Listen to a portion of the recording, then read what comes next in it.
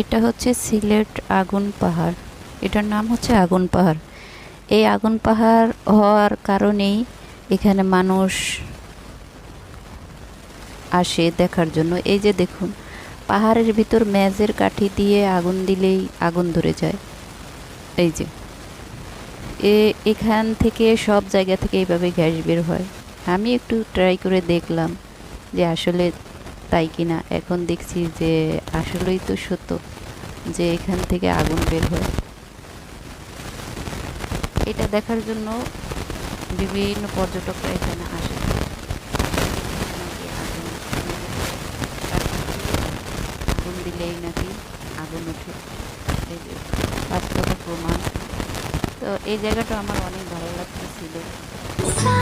এটা হচ্ছে